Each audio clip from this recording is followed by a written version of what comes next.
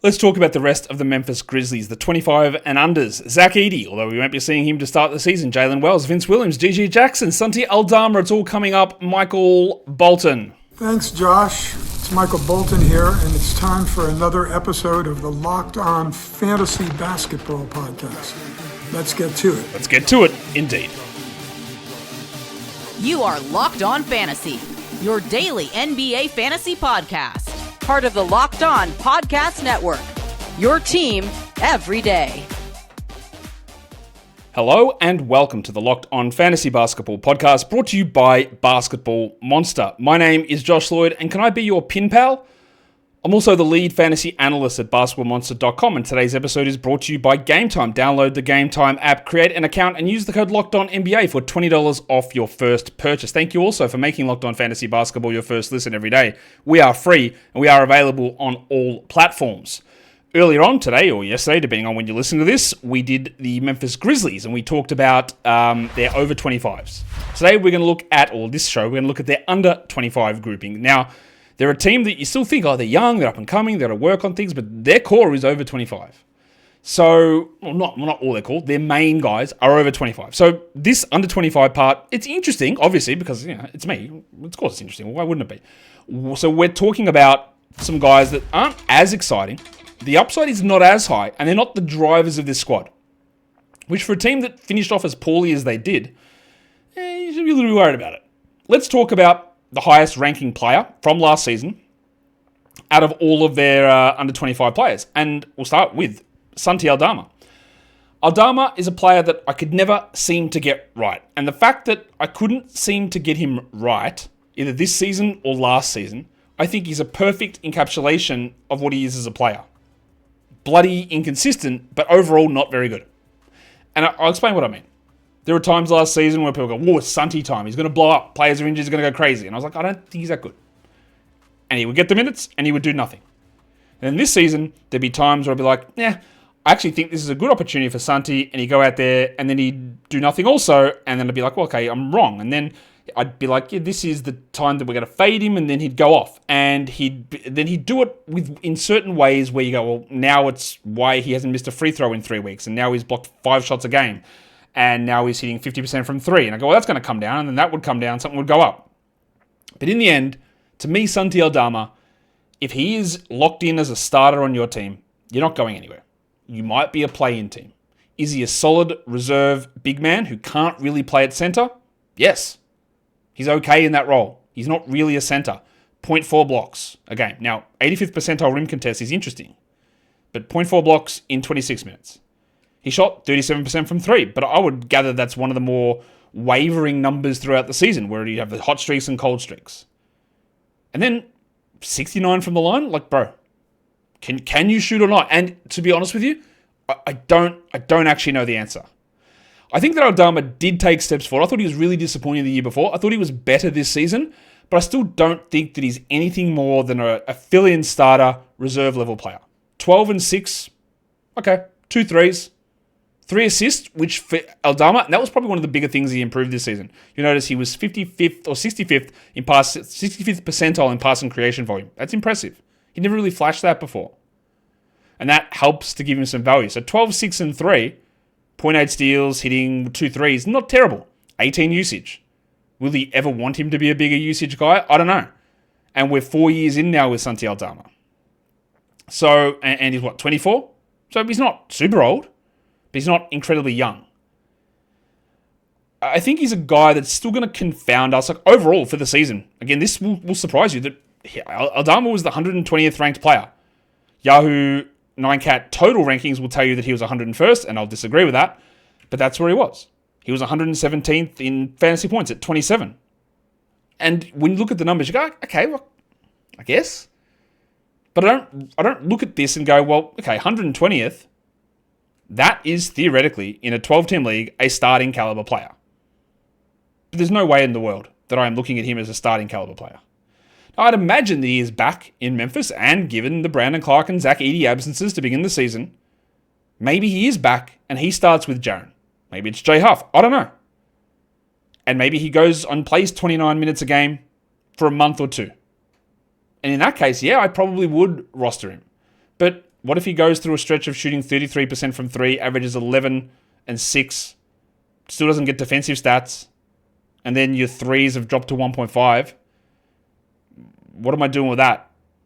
And part of the reason that why I can say 120 is a rosterable guy, because it is, there's no upside in it, I don't think. So I wouldn't be going, hey, I'm sitting here round 12, round 11. It's my bench, Santi Aldama, man. What if he becomes my 10th best player? Who cares? Again, unless we see that there's nobody else and he's going to run even 33 minutes as a starting power forward, and I'd go, I'm interested. But he also, I think, needs to be in a spot, because is he rebounding the shit out of it? Not really. It's all about blocks for him. Yeah, not really. He needs some volume. And if Jaren and Bano and Morant are all there, what's he doing? Standing in the corner and maybe shooting 32 from 3, maybe shooting 38 from 3. And that's not super appealing. It's not super high upside. So it is going to be an interesting season. The advanced stuff really loved him on Darko. Like 95th percentile in terms of his delta. Drip, not so much. I thought he did improve, especially with the passing. But overall, I'm not sure that we've got a future starter here. I'm not sure that Memphis can come in and go, right, we're good. Edey will be on the shelf, and Aldama and Jaren will be our starters.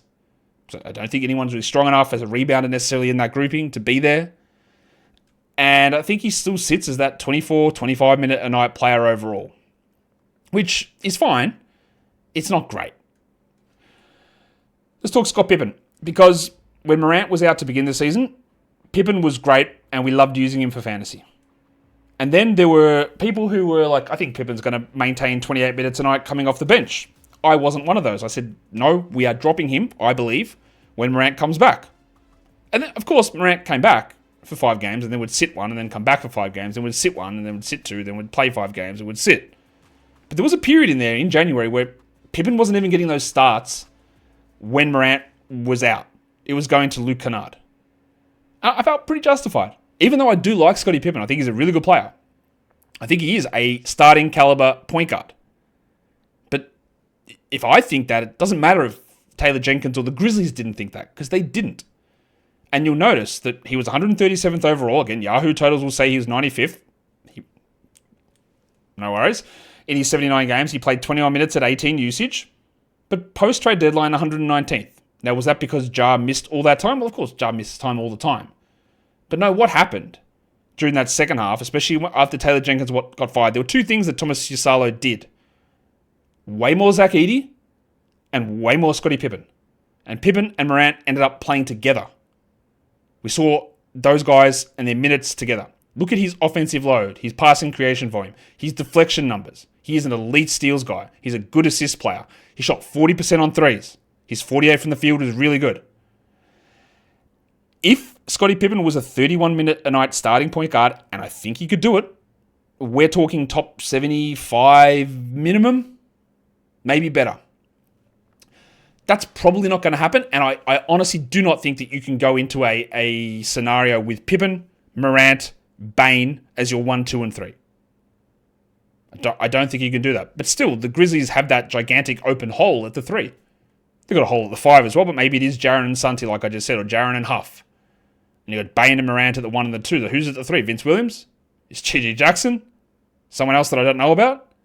So maybe it is Pippen that they play there and he plays up because of his defensive prowess. I need to see more from the Grizzlies in their offseason and the moves that they make to figure out whether Pippen is going to be in line or on track to be a 30-minute player. I think it's possible.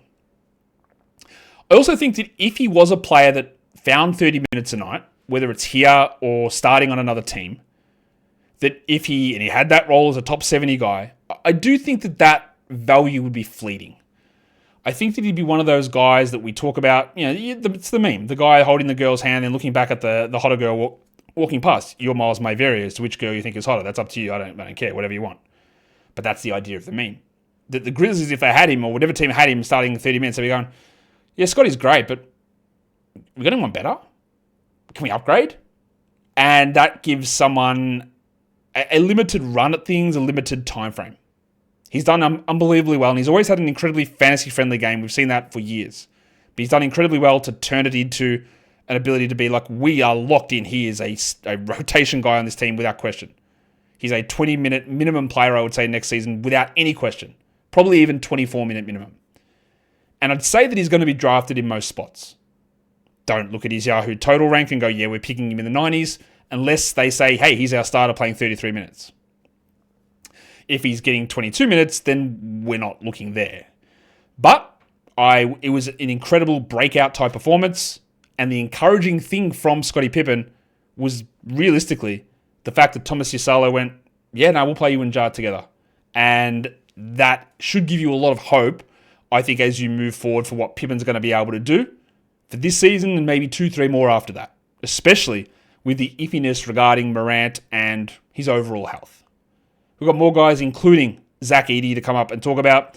Today's episode, though, it is brought to you by Wayfair. The summer is here, and you don't want to be stuck inside. You want to get out, and you want to have a personal oasis out the back on your patio.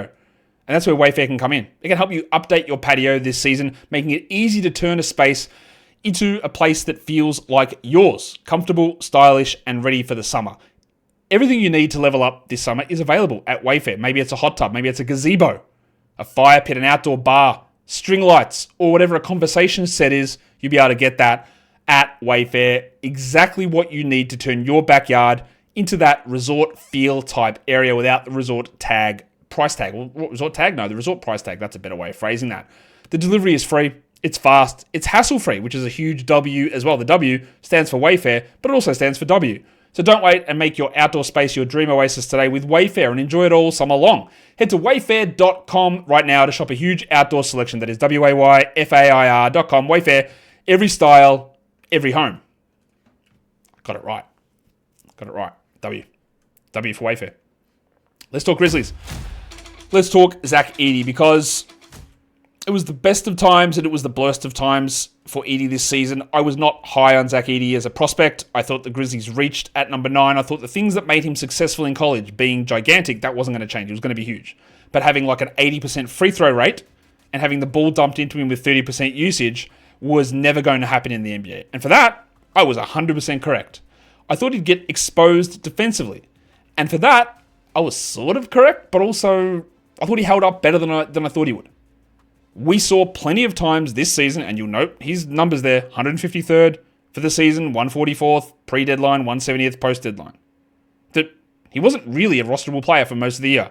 He had little pockets where you could grab him, but it was never consistent. He played 21 minutes a night. He had 16 usage, down from the 30-odd it was at Purdue.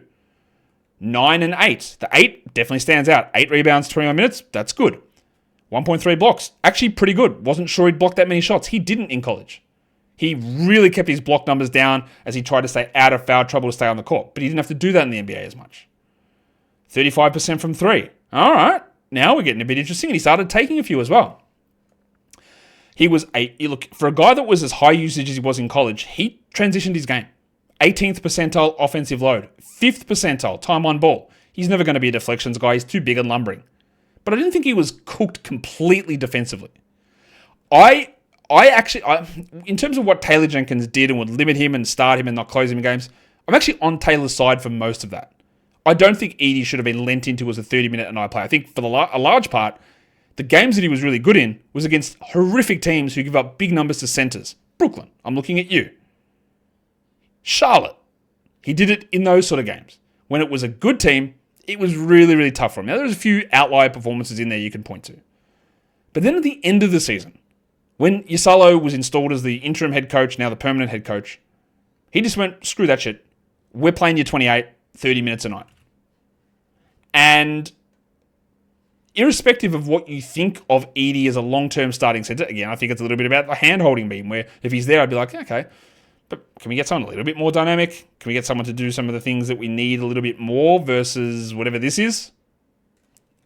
But if for the short term, they're going to say, right, 30 minutes, let's go, we're excited. Now, of course, our excitement is dampened by the fact that he had those multiple ankle injuries and now he's having ankle surgery, which is going to keep him out 4 or 5 months. And you know my thoughts on drafting someone who is injured to start the season. You can do it in certain spots if you stash them on the IL, but understanding that if there's one team I'm not going to trust, it's these. Wow, I almost called them something. You could hear me start to shape my mouth in the form of that letter. It's these guys that I'm not going to trust with injury timelines in both directions. But if they say he's ready for opening night, I'll call bullshit. He might come back in August. He might come back in January. I just won't want to do it. Now, when we look at the end of the season for Edey, even some of his performances in the playoffs, like 33 minutes in the final game with 7 blocks, 30 minutes, 26 minutes, 32 minutes, 33 minutes, some big double-doubles to end the season, especially even in the play-in game, 15-11 with 2 blocks. Like 14 and 17 against the Warriors in the play-in game. The other games before that, 27 minutes, 32, 28, 29, 31, 30, 33. Big rebound numbers, a 21 rebound game, a 19 rebound game, a 16 rebound game, a 4 block game. He didn't hit any... This is what we've got to look at. Last time he hit a 3 was the 31st of March as well, so that's not really happening. He doesn't get assists. So he's going to be a rebound guy, a field goal percentage guy, a blocks guy. Did the usage spike towards the end of the season? Also, not really. In fact, in the playoffs, first playing against Warriors, 23, then it was 13, 14, 7, 10, 8 in usage. So he basically was a rebounder who blocked shots. And now, a year of development is gone, he's 23. We would have drafted him top 100 this season without really any fear, understanding that he's more like a worse shot-blocking Walker Kessler than he is a offensive engine type of player. And that has limitations. I worry a little bit about this injury. I worry about the fact that it did require a coaching change for something to click. And I worry about that we might try that and it just really hamstrings a team when he's out there. And that having more dynamism in that position, even though he's huge, clearly, more dynamism actually leads to better results. So it would have been, I think, an interesting sell high type of time on Edey had he not been injured, which of course you can't do now because you're coming in with some huge numbers, huge minutes. Last game we saw him 7 blocks. All right, and people go, wow, okay, that's interesting. When overall, I don't think he's going to have the longevity that you need at the levels that you want. As for what we do with him next season, I'd like to get more information, of course, over the off-season. And it depends on what else you do in terms of other guys that you draft. But I can see him being picked in the last couple of rounds and stashed on IL. But again, my level of confidence in this Grizzlies team and reporting injuries and returns and timelines, it's non-existent. Jaylen Wells was a player who I sort of liked as a draft prospect. Thought he could be a really good shooter, decent size, bit of an older prospect, second round guy. Not in a million years did I think that he would come in and start for the Grizzlies all season. And he did. And then he got hurt. I think he's going to be fine heading into next season. I haven't heard anything different to suggest that he won't be available to start the season. I'm going to double check that. But yeah, he had a broken, that really bad fall, that's right. He had a broken wrist, concussion, facial laceration after KJ Simpson undercut him on that dunk. He will be fine heading into next season. Do we care though? Because while he was very strong defensively as a rookie guard, the minutes were jerked all over the place. He hit 35% on threes, and that could easily jump up. But 15 usage, 26 minutes, low load, not a passer, not a steals guy, not a rebounder. 10 points a game is pretty good. Is he the guy, when we're talking about, like, does Pippen start or does Wells start? Is he the other option there? And they go Wells-Bain, which is the way they started this season, which I should have mentioned earlier. Does he go from 26 to 30 minutes, and should that matter? I mean, obviously it matters. You get 4 extra minutes. But is it enough, paired with year 2, paired with new coach, to make something on that number, on that line pop for Wells in year 2? And what would it be? Is he ever going to be a passer, a steals guy, a blocks guy, an assist guy? Probably not. Rebounds? Probably not. Threes? Yeah. I could see 2.5 threes and 14 points. I could see him doing that with 47% shooting overall. But in the end, do you care? Should we care? I think he's got plenty of room to improve. I thought as an older guy who was 22, not super old, but a little bit older, he came in and acquitted himself better than I could have ever anticipated. But do I see any sort of flashes of star upside here? Do I see any sort of flashes of top 75 fantasy upside here? No, not really. I don't even know where it would come from. Yeah, what is best case then? Is best case Denver Kentavious Caldwell-Pope? Not Detroit KCP, different player. Denver KCP, is that best case? He'd need to up his steals quite a bit. 5th percentile on deflections. So even that's probably a stretch. So who is he? Who's the player that Jaylen Wells can get to that will end up like making us interested in him from a fantasy point of view? I'm having like a hard time looking at him and finding who that guy is, where he, and what that stat set ends up being. I'm finding that a little challenging to get to.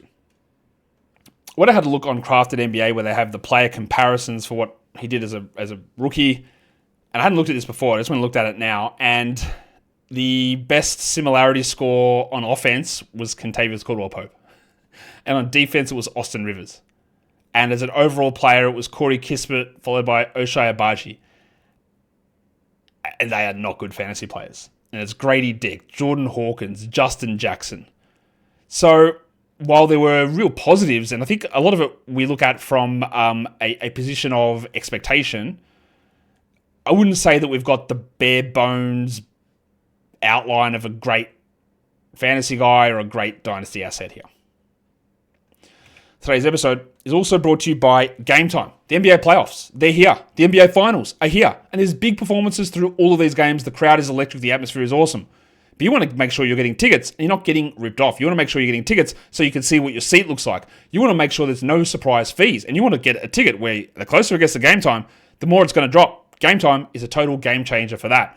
Game Time gets in there and it doesn't give you those surprise fees. It shows you the whole price. The prices go down as the time ticks closer to tip-off or puck drop or kickoff or whatever sport it is you're going to. It might be a concert that you're going to. Whatever it is, Game Time has all those tickets and you can see the exact view from your seat before you get there so you know exactly what you're in for. Take the guesswork out of buying tickets with Game Time. Download the Game Time app. Use the code LOCKEDONNBA for $20 off your first purchase. Terms apply. Again, create the account and redeem the code LOCKEDONNBA for $20 off. Download the Game Time app today. Last minute tickets, lowest price guaranteed. All right, let's go through the remainder of these Memphis Grizzlies and their 24-25 NBA season review. We've got a couple of guys here where it is a little bit hard to judge them for numerous reasons, and one of those is Vince Williams Jr., who was on a two-way to begin last season, 23-24, converted off that, ended up in a starting role with everyone hurt on this team, absolutely cooked, and then got hurt himself. And then entered this season with a significant injury and could never get going. So that's why I say he's hard to judge, for two reasons. We didn't get to see him in his first really full season as a member of the rotation because he played 27 games in 18 minutes. And what we saw the year before was great, but it was in a situation where Morant wasn't there, Bane wasn't there, and Jaren missed some time in amongst that. And Vince was taking on this playmaking usage wing role, which realistically he's never going to do. Now, I think he's a really interesting role player. I think overall, I still think that he's a better option than like Jaylen Wells. The problem is he's 3 years older, and it was actually quite bad from him last season. He shot 27% from three. He went down to 2 assists per game in 18 minutes. His passing volume is still okay. Defensively, he was not quite where you wanted him to be. He was 310th in Durant. His DPM delta and drip delta were terrible because, again, he was bad and Thomas Isalo did not trust him. So he's another option. Do they start Bane, Morant, Williams? Maybe. But the fact that I can give you Pippen and Wells and Williams and the next guy we're going to talk about, GG Jackson, who could all be in that mix, and none of them really look like they're going to stand out. And it probably will be Wells, to be honest. But the fact that none of them stand out, meaning that they could all just come in there and eat each other's asses, like 26 minutes here, 24 here, 20 here, 27 here. And the ability of Vince, who's got a really good fantasy game, probably the best out of that group. Actually, not Pippen. Pippen's the best. But the only time we've seen Vince have that level of success is when he's been pushed into a number 2 role as a playmaking wing. And it's probably not going to happen, is it? Unless a whole bunch of stuff goes completely tits up for the Grizzlies, which, again, could always seem to happen. But we missed out on a huge evaluation period for Vince this season to see where it would go with a team that was sort of healthy for most of the time, and he could just never do it. And he actually regressed quite a lot, and it didn't appear like his new coach really was super enamored by the way that he plays. The other guy is Gigi Jackson. Now, it's very easy to write off Gigi Jackson, and when I started preparing for this, I started to do that. When I don't know. He was bad. He's 20. Like, bro, he is 20. He came in as the youngest player in his draft class. He fell all the way to 45 on a two-way. They converted it to a full-time contract, and like Vince Williams, when everyone went down, Gigi came in, and his usage was great. He was one of the only players on that team that could generate a shot, and he did. Did he do it efficiently? Not really. And then this season, he had a broken foot, didn't come back until January, and ended up playing 29 games with 16 minutes. He only had 21 usage. He averaged 7 points with a 3. He shot 34 from 3 and 37 from the field, which is part of the problem with why he slipped in the draft. It's just bad shot taking and not good shot making. He has got a long way to go, but he's 20. He's 5 years younger than Vince. The problem with GG is a lot of them, obviously, is that I don't know if I trust the shot. I don't know if I trust the defense. I definitely don't trust any of the passing. And he probably needs to be in a scenario where he's using high usage to offset some of those deficiencies. And I'm not sure that's ever going to be a reality. I'm not sure that individual shot creation is ever going to be good enough for GG to be in that role on a team that's going to be serious. So I feel like to even get to a usable sort of role, it's going to take time here for Jackson, maybe a couple more years at least. You'll notice 29th percentile in creation volume, but 53rd in offensive load, meaning he was doing a lot on the offense, he just wasn't passing it, which we know. He also doesn't get steals or blocks. The percentages were bad. And again, unless he's playing 30 minutes with 25 usage, I don't really know how we get there. But he is going to be younger than probably half the guys that are drafted in the draft in 2 weeks' time. And we've got to give that development time. Plus the fact that he broke his foot and he didn't play all season. So I still like GG. He is a better points league guy than category league guy. We know that all along because it's all about volume scoring. It's really annoying that both he and Vince missed so much time this season because we didn't really get to see them integrate with Bane, Jackson, and Morant all there. And now we've got the added thing of, what does Asalo even think of him? How does he want to use him? And how does he fit with Aldama, Jaren, Vince, Pippen, Wells, not to mention Bane, Morant, and Jaren. I said Jaren. How does it all work together? You talk about moldable clay. The ball is there. It's a big lump. But is the efforts, installing your home kiln going to be worth it to get a finished ashtray out of it? I'm not sure. I think the limitations might be too much. Next, we look at Yuki Kawamura. Japanese legend, 5'6" legend. That might be an exaggeration, but it's not far off. Point guard, played 4 minutes a game in his 22 minutes. He's a crowd favorite. That's what happens when you get someone that's that short. He shot 30% on his threes. But honestly, what are we doing? Like, good for him making the roster. Good for him with his energy. I love that. But, are we getting anything good out of him? Is he ever going to be a rotation NBA player? He averaged 3.6 fantasy points. The answer to that is almost certainly no. And this man played so little, I couldn't even find a single photo of him playing in his Grizzlies uniform. Zion Pullin, I got photos of him playing against Memphis when he was a member of the Heat earlier in the season. Zion Pullin played college in Florida, or for Florida. He averaged 1 minute a game. He didn't register a single stat all season. He played 3 minutes for the year. So realistically, I'm just telling you that, hey, Zion Pullin is a player. Zion Pullin is still on a two-way with this team. Zion Pullin had some numbers at Florida which were, marginally interesting. I didn't really love him in Summer League for the Heat. But I got absolutely no idea what we're going to get out of him because, we obviously didn't see him playing at the NBA level at all this season outside of 3 minutes. And if there's one thing I'm not going to do is I'm not going to give you, big analysis based on his 3 minutes of playing time in the NBA. Now, what sort of a player is Zion Pullin? where he's a 6'4 guard. He played 17 games in the G League, 35 minutes, and he averaged 21 points. He hit 36% on his threes. He'd like a little bit more volume there. 6.5 assists with 1.5 steals and 5 rebounds. All right, that's interesting. A rebounding, assisting, stealing, three-point shooting, point guard, shooting guard with some size. I hope it comes together. But bro's 24 already. We didn't see him at all. I'm not going to write him off entirely, but like you got the 3 2-ways. Spencer, Kawamura, or Pullin. Pullin slides in the middle there. Spencer, Pullin, Kawamura in terms of the order of, I think, them being rotation players. And Pullin is debatable to me. What's not debatable in this one, though, is that we are done with the Grizzlies. That is it for Memphis.